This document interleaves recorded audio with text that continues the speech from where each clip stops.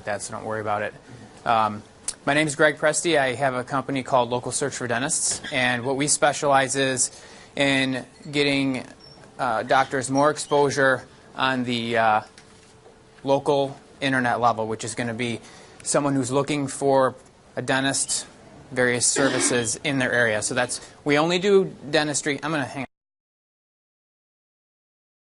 on. I've worked with Dr. John. I do some of his internet marketing, and we have other clients in the room. So basically today what I'm going to go through is kind of like a do-it-yourselfer guide, how to get yourself to move up on the search results. And I'll kind of give you some other kind of secret tips as to where Google and the other search engines are going. Because right now we all know print media is kind of on the downfall. So everyone is going to the internet even if they come off of something offline. So what is the first thing a patient does when they see your marketing? Whether you ran an ad, a radio spot, or anything else that maybe is external that you're doing. Anyone know the answer? Google you. Okay? They Google you. And so no matter what, you have to have a professional appearance on there. And it's more than your website. It's your Google Places page, videos, patient testimonials, before and afters. If they go on there and they don't find anything that looks, marketable, they're gone. Because right underneath you is somebody else who offers the same exact thing that you do, probably down the street. So that's the first thing they do. So it's even more than just getting ranked. It's how well do you look on the internet along with that ranking. It's a double-edged sword. So you have to go where the customers are looking and buying. The internet has turned completely local, like I said. Here's some stats that are absolutely vital to understanding why you need to be on the internet and properly market. Is that right now 86% of adults are using search engines to look up information locally. So no longer are people thumbing through print media anymore. They're looking at the internet to find all sorts of local services. 97% of consumers are using the online media to research product and services in the local area. 80% of income is being spent within a shorter space geographically. So your local search is even more important because gas prices are higher, the economy's bad, so people aren't going as far as they used to anymore. So they're really looking, hyper-specific. And then this is the most important one. 90% of people don't look past page 1 of Google. So if you're on page 2, you're pretty much not even getting looked at. Okay, what is local search marketing? Local search marketing is pretty much what you see here, where someone's looking for a local search where you have a geography in there. This one's a plumber in Toronto. Now, what you see here is like the Google Maps, and that's considered a local search. But you don't really see this as much anymore. It's actually in various pockets throughout the country you'll see this search still. What Google did is they noticed that everyone was going on the internet and started searching for local businesses. So they did a heat map. They saw everyone's flooding to the maps. Well, like Google always does, they revolutionized local search. So now what they do is they put these little red dots here. So now the map and the local results are almost 90% of the front page. So they gave the users what they wanted. And what that did is that took your regular website who did traditional marketing for you on the internet and completely turned it upside down. So now if you didn't have your maps in order, but your website was, you got dropped off to page 1. And there's also other factors to go in with that. But what they did is they gave everybody what they wanted. We got reviews to the right. The ads actually get pushed down because they saw people weren't clicking the ads as much as they were before. They wanted to give them real, organic, local results. So why is local search marketing so important? Well, right now there's over 500 million unique local searches on Google per month. That's 500 million searches per month. People are looking for something locally. And that's actually probably a little bit older of a stat. There's probably more than that. Now, the yellow pages and other print media are on its last leg as a viable marketing tool. And I understand in some pockets of the country it still may be working, and depending on tracking and things like that.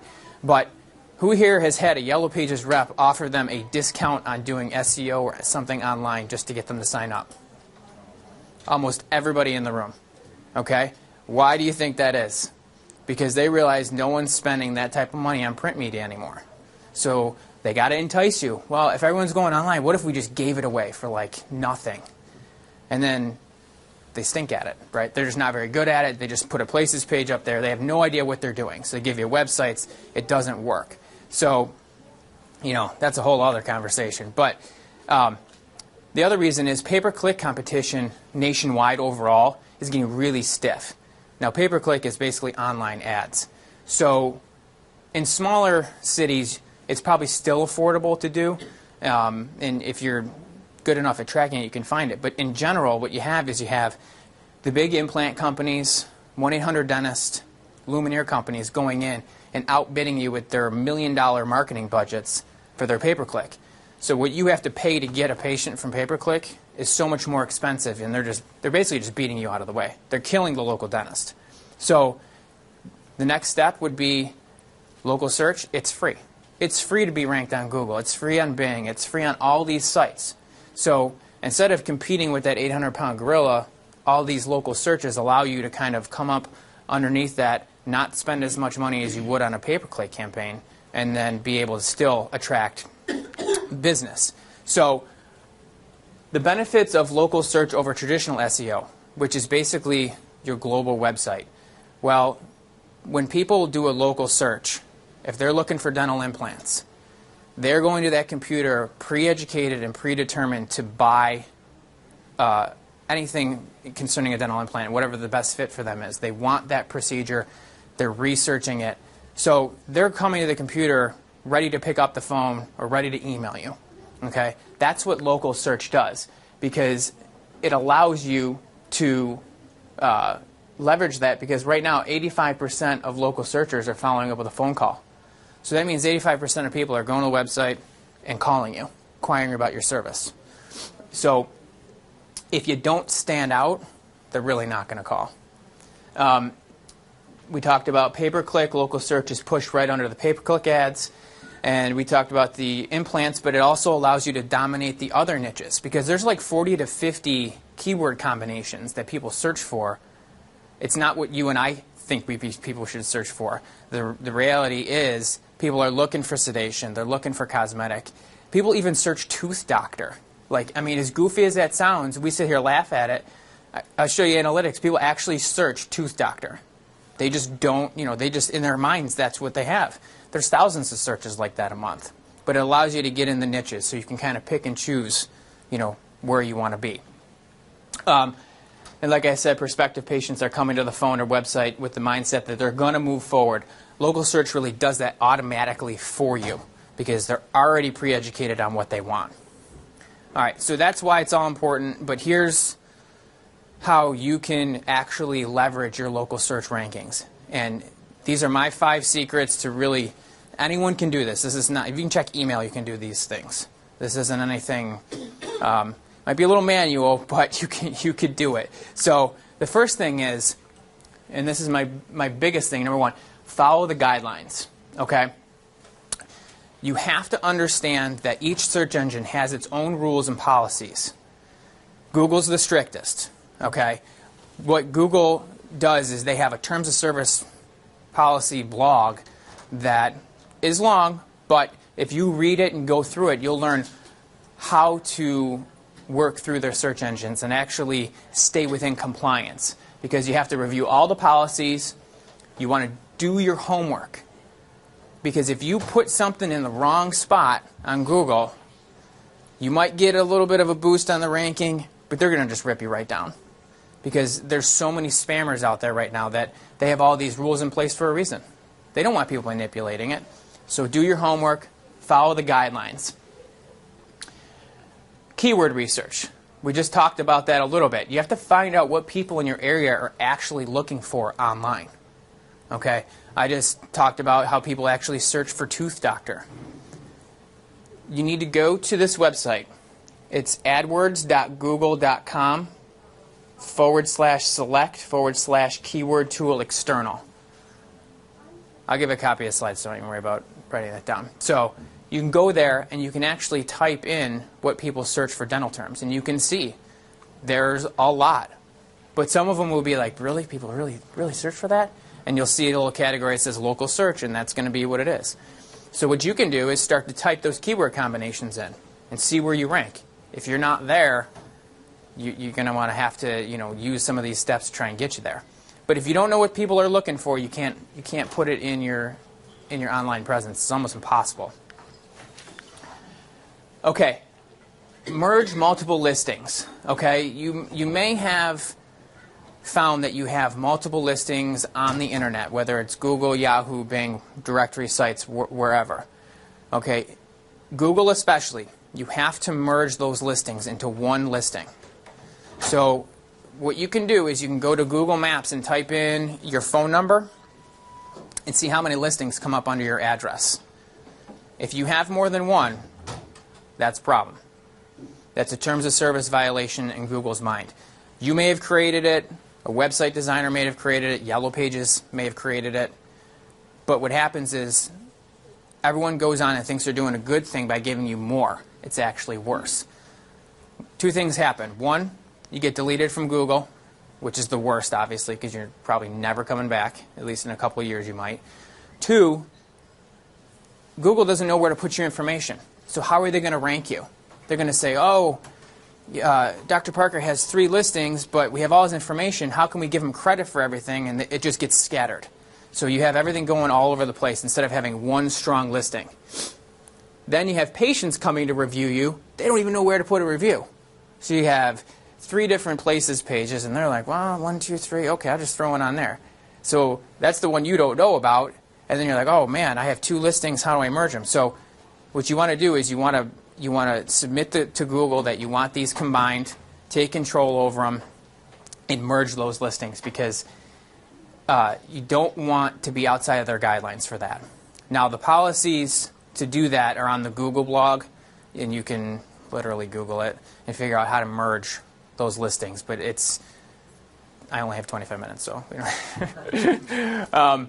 Can I ask a question? No. Yeah. Can you just explain that is also one of the most dangerous things that people do is try and merge their listings without being 100% Google compliant, and that will push you further down if you make a mistake on it and keep you down? Yeah, and also that can happen. We did an audit for a doctor probably about 2 months ago who attempted a merger without reading the policies on Google and lost over 30 reviews because he didn't know really the procedure to do it. So without doing your homework, and what it can happen is you end up losing all those reviews, which, like Duke says, will lessen your ranking. So, quick question. Yeah. What about other sites that use your number to develop their own databases? Does that affect directory listings? Okay. Good segue. Directory listings. Okay. This is the most important thing to get you ranked on the local map. Directory listings. It's also the biggest pain in the butt because they have to be done manually. Now, what a directory site is, that is superpages.com, yellowbook.com, localese.com. There's hundreds and hundreds of directory sites.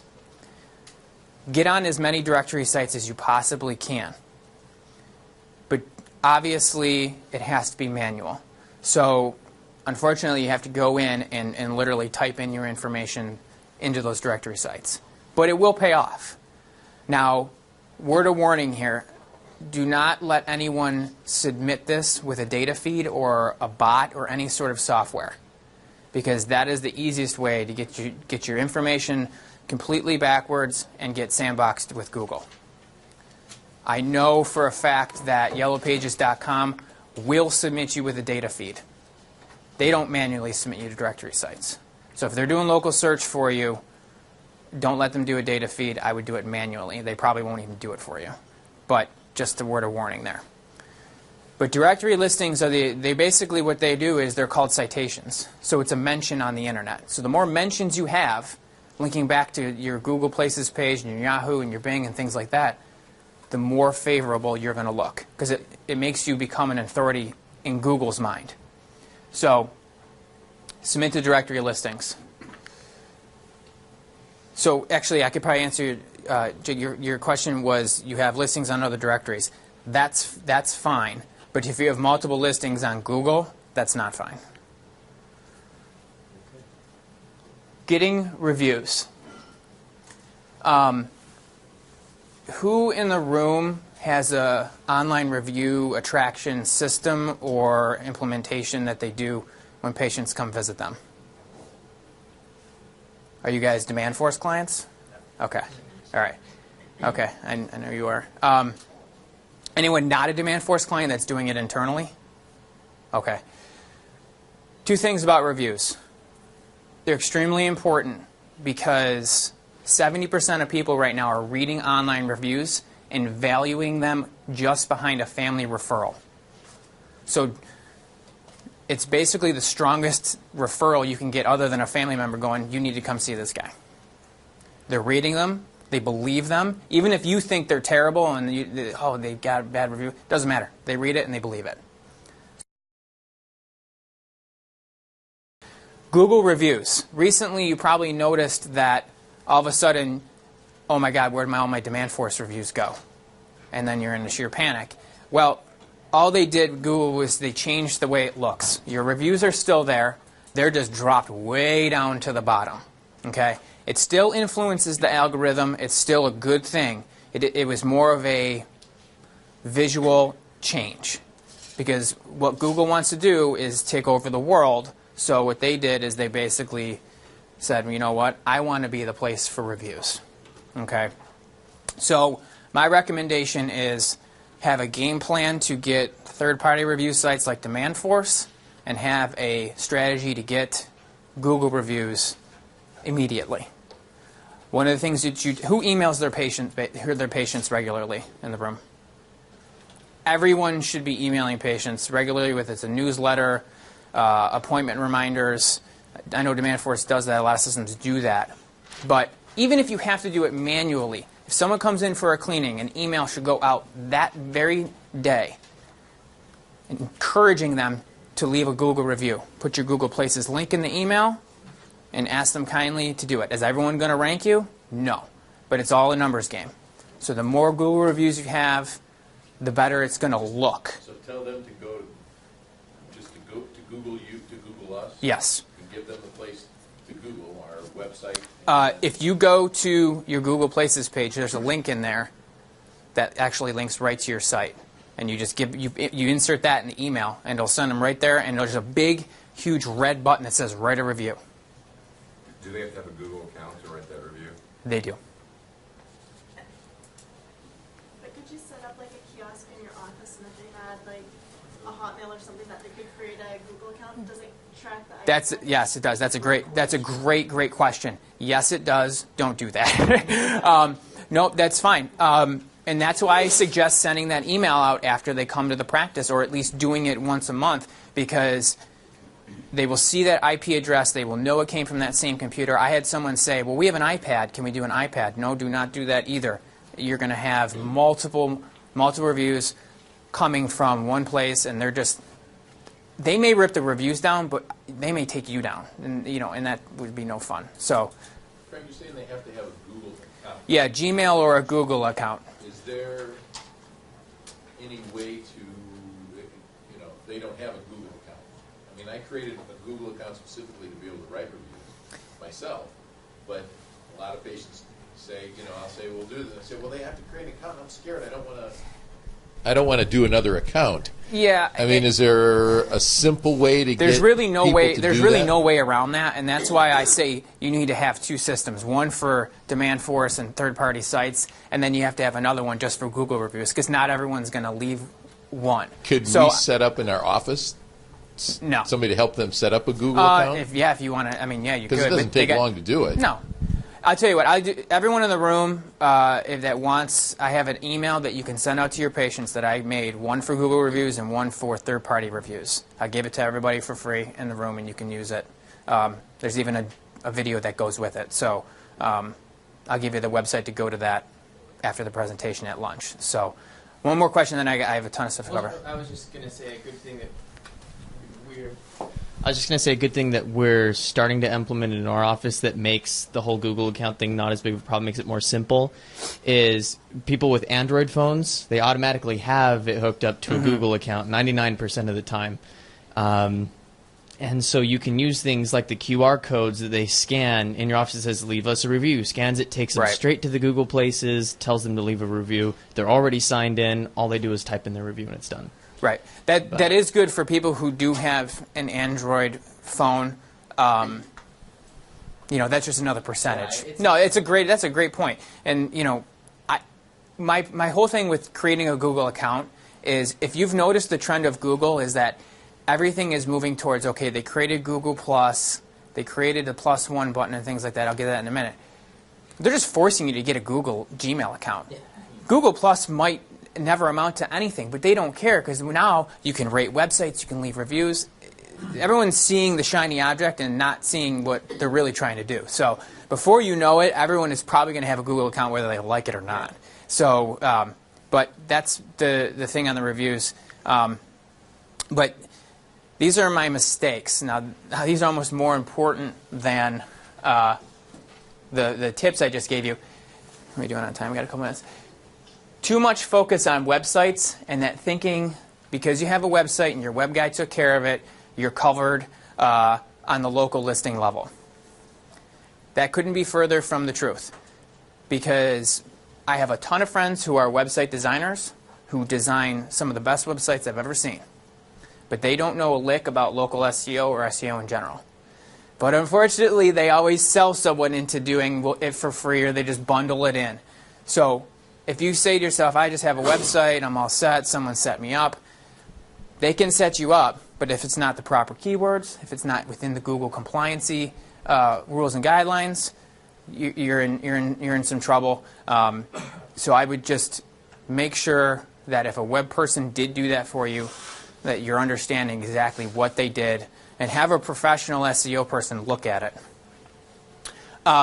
Letting competitors hijack your listings. Okay, this is probably one of the most dangerous things that could happen to a dentist. Is if you have a listing that's out there that is unclaimed, you're not managing it currently on Google, or maybe you have multiple listings you don't know about. A competitor could come along down the street and do a couple of things. One, they could mark you closed for business. So when someone comes to your page, they're going to be like, you're not open. Two, they could start to leave bad reviews. Three, they could put their phone number where your phone number is. Who is a client of Charlie Dombeck or knows Charlie Dombeck, the tax man? Okay. We do some local search stuff for him in one of his other companies. Just yesterday, we just started the account last week. We had found in an audit that his competitor down the street put their phone number in his local listing. And we only found that through cleaning up his listings and finding out where that is. So don't claim it, take care of it, manage it. Don't let it just sit there and think it's taken care of. Wasting too much money on pay-per-click. We talked that can get expensive. If the ROI in the pay-per-click isn't working and you're spending $1,000 a month on AdWords or with Yodel or whomever, you can really end up missing a large amount of people that are really where you should put your money on local search optimization, where that's where people are really going. Not having enough information in your listings. Got to have before and after photos. Got to have videos. Make sure you have all your services that are in there. Link other pages to it. Make sure it is complete. It looks professional, because we talked about before. People Google you even if they're coming from offline marketing. If that looks not good, they're leaving.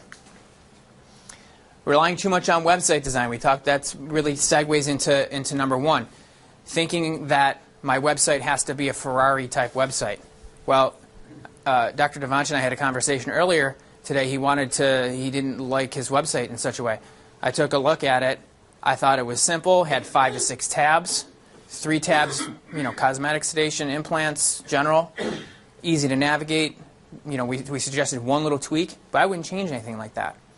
And if you've had a website for an extended period of time, don't get rid of it. If you want to do a little facelift, that's okay. But what happens is Google recognizes you've had that site for a long period of time. They've already scraped it. They've rewarded it. You have inbound links. If you scrape that website off and go launch a new one, you're starting from scratch. All right? Greg, can you just add one thing, too, about how much of a game changer it is right now with people thinking, oh, my website, I just need to get my website updated. I got to do that. And that many of the clients that you have don't even have websites, and they're getting 5, 10, 15 new patients a month. With the new changes that I showed you earlier in the presentation, there are actually listings on there where people don't even have a website. They'll just have a maps.google.com, which is just their places page. And they're getting patients from that system because Google really, does a website help? Yeah, but they don't really care. They want to know how many directory listings you're on, how many reviews you have. So there's many clients that I have that just never got around to catching up with the website craze and had a Google Places page, so we took that over and leveraged that. So a website is really just a conversion tool that you use as your back end that drives traffic to it. It should be simple, concise, easy to navigate, and convert. If you're looking at your analytics, which your web guy should send to you monthly, if he's not, make a note to call him or her and get those every month, and see what your bounce rate is. If your bounce rate's high and you're not getting traffic, it's probably a design issue along with some SEO. Depending too much on Google, we all sit here and we talk about Google because they're like want to dominate the world, but Yahoo and Bing, especially Bing, have 30%, and the other markets have 30% of the market share. You don't want to leave the other 30% just hanging around. Bing's spending a ton of advertising money. They just took 4% of market share from Google recently. I think that came out last week. They're never going to be Google, but they're going to chunk away 1%, 2%. So what happens is if someone installs Windows on their computer, what's the default search engine? Bing. Mrs. Smith doesn't know any better. She goes on to Bing and she searches. So don't depend too much on Google. Use unethical techniques. No black hat stuff, no keyword loading, no spamming. All the rules on Google will tell you that. They're pretty strict about it. Don't spam in your business listing. Make sure it's your real business listing. Make sure in the categories it's real categories. Don't put your city and state where it doesn't belong. Can I add something on that? Huh? About 90% of dental practices right now are keyword spamming in their Google Places. They don't even know it because, quote unquote, their web guy who's not Google compliant did it for them. Yeah. And in an effort to get you more rankings, they put keywords in the wrong spot, which ends up just getting you banned in the long run. Because all it takes is one person to report you, and then it's goodbye. And using keywords in the wrong way. We know what a veneer is. Most people don't know what a veneer is. They know they have a problem. So they're looking for cosmetic treatment. So that keyword tool I told you earlier, you have to use those proper keywords, what people are really searching for. You may want to optimize for veneers or dental implants or something like that, but people are actually going to search for the terms around that. They're not going to search for veneer. That's a very low local search term. Spamming reviews. Don't fake them. Don't spam them. Don't have, your wife. I mean, I guess if you treat her, that's fine. But, my point to that would be don't spam them. Because what can happen with that is two things. There's actually a lawsuit for faking reviews.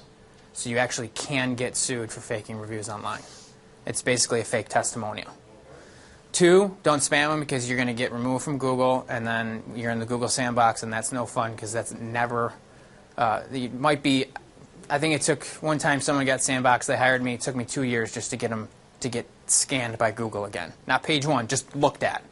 So don't spam reviews.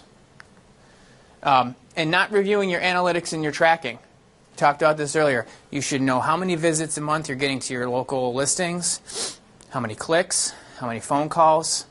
You should know how many visitors a month you're getting to your website page. If your web designer or web company is not sending you data every month and a nice monthly report telling you exactly what that data was, I'm not saying fire them, but I'm saying you should email them and ask why that's not in your inbox every month. Okay. And call tracking. And call tracking. And call tracking. Okay.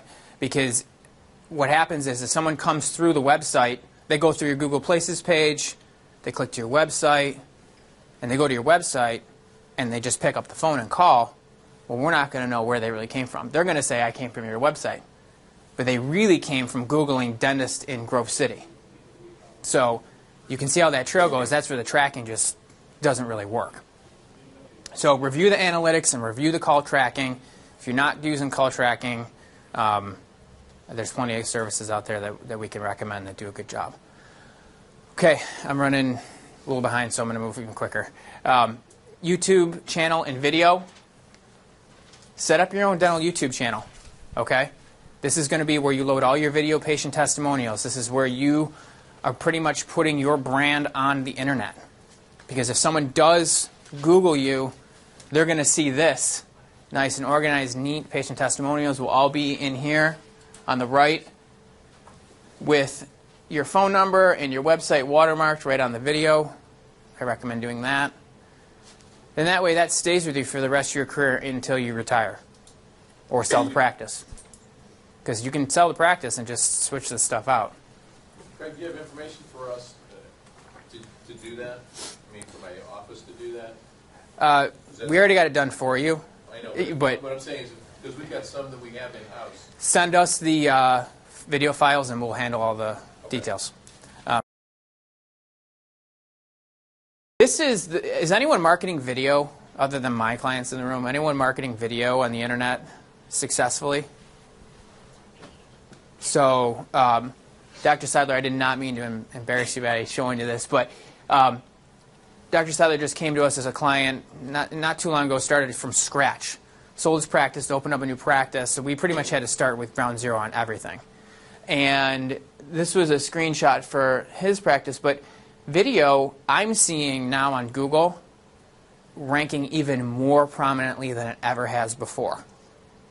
So if you have video and it's on all these video blogs with the right keyword combinations, you can have video ranking for a cosmetic dentist in his city all the way on the first page. And if you look, then here is his Places page with his website.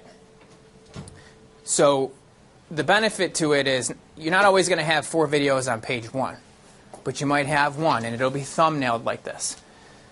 The videos are really getting crawled more and more, and this is probably just something I've seen in the last 10 days.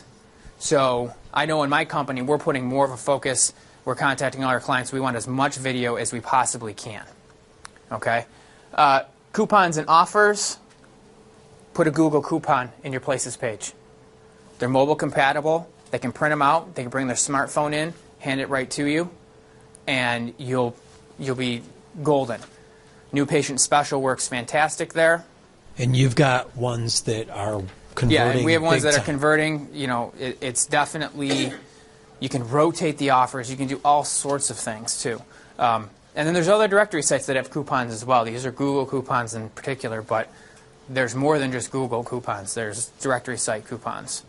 So I'm going to move through these slides ahead. I'm a little behind. This is one of the doctors that we took over. His place was permanently closed on Google. He got hijacked. So that does really happen. So make sure he was getting 15 patients a month. The average case value was $3,000. $45,000 a month got taken down to zero. So Graig fixed him up. And then we ended up. Can they track the person who wrote that? No. Unfortunately not. But we merged him and corrected everything. He got taken care of with all that stuff, and then this is what'll happen, by the way, if you violate the Google policy. This is doctors that we took over. These are being reviewed by Google. There were terms of service violations on here. Keywords were being spammed. Listings were incorrectly optimized. So it can happen. This right here, anyone know what this button is? Google Plus. Google Plus. It's Google's version of the like on Facebook, okay? But it's different than that. Everyone likes to compare it to that. It's not the same thing, because the underlying theme is they want search to become social. So if you recommend a page, they want me to know that that page has been recommended. So the plus button is basically just telling, hey, you should check this out. But it's all about SEO. It's all about the website. So if someone scrolls the internet, they click that button, it's +1. If they're in your network, they're getting searched. So right now, we're socially +1ing our clients because it's improving their search engine rankings. But you got to do it slowly. So, all right, here. If anyone is interested, I said that I'd offer a special offer to anyone who's a VIP Plus client. Is we're going to do a local search audit for you, which is going to basically, you get to get on the phone with me and my team analyze everything that you're doing on the internet, look at it, give you a full game plan, checklist, tell you where your Google violations are, which about 90% of people actually have them, show you how to fix them, full to-do list. You get to take the to-do list, give it to your staff, whatever. And then I will personally look at your internet presence and give you my top recommendations for what you need to be doing to leverage local search on a different level. Okay? And I usually charge $300 for an audit, but for everybody in the room, it's going to be just $97. We're doing it by appointment only. Duke has the forms. If you're interested, just see him. And it's 100% risk-free money back. If you get on the phone with me and you hate it, just tell me, Greg, wasn't what I expected. I've never had that happen, but that's my personal guarantee that if you don't like it, I'll refund your money right on the spot. No questions asked.